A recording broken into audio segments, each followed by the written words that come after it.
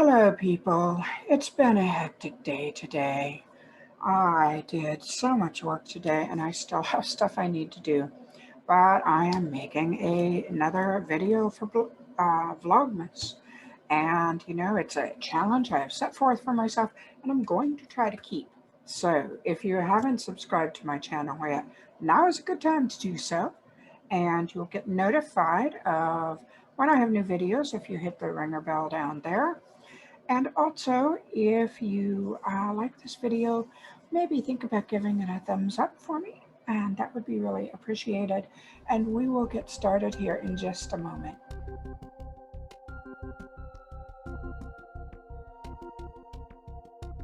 So it's been quite a year. It's been a rough year for a lot of people. It's been a heartbreaking year for others, for many families. And it has also had some good things happen. It's like, that's what this video is about today, is trying to acknowledge when good things do happen. And even from the pandemic, a few positive things have come out of it. While I would never want to live through another one, and we're still living through this one, I will say that I have thought of some things that have come out of the pandemic that have been good. One, people have been able to work remotely more.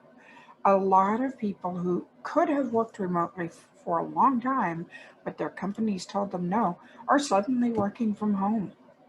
And this gives disabled workers an easier way to continue to work, and it reduces congestion on the freeways, and a lot of people are happier working at home, and it just offers more positives for a great number of people. So that is one positive thing, is all these companies saying, no, that can't be done. And in truth, a whole lot of people can work from home. It can be done. We have the technology. We can rebuild the system. It's also put the emphasis on creativity. I don't know how many creative endeavors I have seen this year just coming out of, the average home. People are bored and their creative mind is taking over. And I'm seeing a lot of really wonderful things come out of this, from the silly to the sublime. So, the pandemic has been horrendous. I'm not even going to get into the politics of it because I have very strong opinions on it. However, there have been a few shining spots come from it. Everything is a double-edged sword. Everything has two sides. But today, I wanted to talk about 3 hints, just give you 3 tips to turning your life in a slightly more positive direction. And they are things I do, that I've taught myself to do. And I've noticed that my luck is better because of it. Because I'm now attracting more positive things. Now, yes, bad things still happen. They always will, because life is made up of good and bad, of dark and shadow, and light, and it's made up of 2, opposites, and it needs to balance out at times. However, these 3 tips have enabled me to go from being a dyed-in-the-wool pessimist to a realist to a cautious optimist. And I think I'm much less stressed when I'm a cautious optimist. And I like that term because it doesn't mean that I'm not so perky that I will drive you nuts. However, I truly believe that if you want to accomplish things in life, you can't accomplish as much with a negative attitude as you can with a positive one. You have to believe in yourself. You have to believe that you can achieve something in order to achieve it. So my first tip for you is every single day, look for something to be grateful for. It doesn't have to be big, but it has to be genuine. And I don't keep a gratitude journal because I found when I was keeping a gratitude journal, I was just jotting down the same things day after day a lot of times. So what I started doing is I started keeping a journal that whenever I noticed something good happening, I would write it down. So if something good happens and something makes me happy, I consider that a positive gratitude thing too. I will write it down. You know, and I don't do every single little moment because I have a lot of happy moments. But if something in particular makes me really smile and really feel bright and joyful, I write it down as a memory and I acknowledge it. And I acknowledge that this part of my life, for however long it lasts, whether it's, excuse me, nose itches, I have kitty fur on my nose. Kaylee was just wandering back and forth here a few minutes ago. But I acknowledge it and I say, you know, for this particular moment or half hour or however long this sparked this joy in me, to borrow a phrase from Marie Kondo, I was happy because of this and I am grateful for this joy. And then when I am feeling down a bit or depressed, because yeah, I get depressed, I will go to my happy journal and I'll open it up and I will look at the things that made me happy. I'm using a happy planner for this, and I'll get it and show you the cover. What's inside is private, you know, my own personal joys, but I'll show you the cover and how I use it. So I bought this cover off a shop on Etsy, and I've got several covers that I can exchange. And I am also using this to write my notes from the motivational books I'm reading. I can add paper to this. I can take the papers out without ripping them and archive them. And so this is a combination happy journal, motivational notebook. I know that a lot of bad things do happen to a lot of people, but there will be joy if you look for it, even something small. Sometimes, I mean, Kaylee brings me toys, and it's a simple thing. She'll carry a toy in, meowing while she's carrying it, and drop it at my feet and wait for me to say, "What a good girl you are." She loves being called a good girl. I love her. She loves me. She's bringing me a toy. She wants mom to be happy. And that makes me happy. It can be something as simple as I'm eating chocolate that I absolutely love, to my husband wrote me a very sweet note, to a friend called to find out how I was because she knew I was feeling down. You know, anything like that. That's a joy in life. That's something to be grateful for. So that's my number one tip. And that runs right into the next one, which is acknowledge the good things that happen. Now, say you want to be successful in terms of bringing in more money. One thing a lot of us don't notice, or I didn't for a long time, is the small bits and pieces that add up. And I have started actually tracking all the extra money that comes in that I didn't expect. And that can take the form of a refund check that you didn't expect. I mean, we got a refund check the other day from one of the physical therapy places that I didn't think was coming in. Yeah, we paid them, but hey, we got money back from that. And you'll begin to notice more and more the things that come in. And it's not just cash, it's also gifts. It's like all of a sudden say a neighbor brings you over a basket of your favorite food, like tomatoes or muffins or something. That is a found gift. That is something that has come into your life to hold on to and be happy about. And this is on a more physical level. I'm not talking like new friends or something. That would go in the happy journal.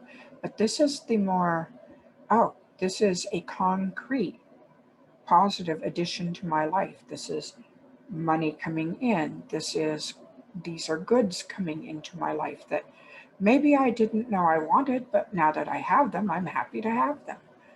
Um, keep track, because there's more that comes into your life than you really would think there would be. Now, do we necessarily always want all these things that come into our life? Well, maybe not. But if they aren't something that you want, maybe you can pass it on to a friend who would love it. Count that as a potential gift. It will soon add up, and the more you appreciate things, it seems like the more it seems to snowball. I find the more I focus on the positive in terms of, wow, this is going good. I found this, I found that. Oh, look, got a check. Oh, wow, somebody made a donation on my buy me a cup of coffee thing. I acknowledge all of that, and I am grateful to the universe for bringing it into my life. Now, the third thing is a little bit harder. This is probably the thing that trips people up the most, learning to be happy for others when they are successful. I'm going to tell you a little story. Years ago, my mentor, my writing mentor, she was making sales and she was getting books published. And I had not been published at the time, and that is all I wanted. That was my ultimate goal. I needed to get published. That's all I had ever wanted from the time I was a kid, was to be a published author, to be a successful published author. And so my mentor was selling books, and I could have been bitter, and I could have gotten jealous. And I admit, I wanted that for myself, and I felt envy. I did. But I learned something very valuable. You can still envy somebody and still be happy for them. And the way I dealt with it was to learn to stop and sit down and go, I would love that to happen for me too. But I am happy for her. I am happy that she succeeded in her life in this, and I hope that I can do the same. And by creating it as a non-exclusionary thing, well, she succeeded and I didn't, so I'm not happy. By making it, I'm happy for her and I hope I can make the same advancement or a similar advancement for myself. It freed me up to acknowledge what I wanted and that I really did still feel like, oh, I want that too. But it also let me be happy for her. And I started using that in other areas of my life. When a friend would succeed at getting a great job, it'd be like, okay, I'm thrilled for her. I hope that I can make the same success for myself. I'm very happy that she found the love she wanted. I hope I can do the same at some point. And I did, I found the love that I needed. I found a way to make my writing work as my career, which is what I wanted since I was a child.